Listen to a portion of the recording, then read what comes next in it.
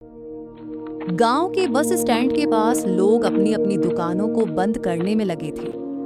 सड़क किनारे लगी पीली लाइटें टिमटिमा रही थीं। उसी सड़क के कोने पर एक दुबली पतली बूढ़ी माँ बैठी थी। फटे हुए कपड़े, कांपते हाथ और आंखों में कई दिनों की भूख साफ दिखाई दे रही थी। लोग उसके सामने से गुजर रहे थे। कोई देख रहा था, कोई अनदेखा कर रहा था। तभी वहां एक लड़का आया। उसका नाम था अर्जुन। साधारण कपड़े, कंधे पर पुराना बैग और चेहरे पर थकान। वो पूरे दिन डिलीवरी का काम करके लौट रहा था। उसकी जेब में सिर्फ 120 रुपये बचे थे और वही पैसे घर का राशन खरीदने के लिए थे। लेकिन जैसे ही उसकी नजर बूढ़ी माँ पर पड़ी, उसके कदम अचानक रुक गए। बेटा, 2 दिन से कुछ नहीं खाया। अम्मा, आपका कोई नहीं है क्या? सब छोड़कर चले गए बेटा। अब भगवान ही मालिक है। अर्जुन कुछ पल चुप खड़ा रहा। उसने जेब में हाथ डाला।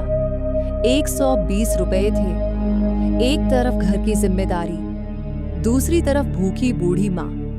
उसकी आंखें भर आईं। अम्मा, आप यहीं बैठिए। वह सामने वाले ढाबे पर गया। क्या दूं अर्जुन? एक गरम दाल, 4 रोटी और चाय देना। अपने लिए? नहीं, उस अम्मा के लिए। ढाबे वाला कुछ सेकंड अर्जुन को देखता रह गया। कुछ ही देर में अर्जुन खाना लेकर बूढ़ी माँ के पास पहुंचा। जैसे ही बूढ़ी माँ ने खाना देखा, उसकी आंखों से आंसू बहने लगे। कांपते हाथों से उसने रोटी उठाई। भगवान तुझे बहुत बड़ा आदमी बनाए बेटा। अम्मा, दुआ दीजिए बस। अर्जुन घर पहुंचा। घर में उसकी छोटी बहन और बीमार माँ उसका इंतजार कर रही थी, लेकिन उसके हाथ खाली थे। भैया, राशन लाए? अर्जुन चुप हो गया। क्या हुआ बेटा?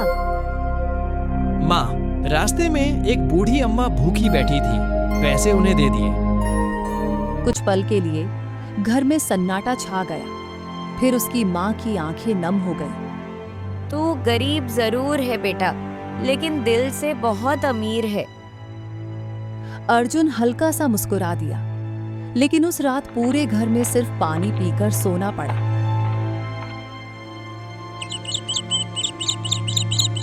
अगली सुबह अर्जुन हमेशा की तरह काम पर जाने के लिए निकला। तभी उसके फोन पर एक अनजान नंबर से कॉल आया। हेलो? क्या तुम अर्जुन बोल रहे हो? जी। कल रात तुमने एक बूढ़ी महिला की मदद की थी। अर्जुन हैरान हो गया। जी, लेकिन आप कौन? मैं शहर की सबसे बड़ी कंपनी का मालिक विक्रम मेहता बोल रहा हूँ। अर्जुन के पैरों तले जमीन खिसक गई। वो बूढ़ी महिला मेरी माँ थी।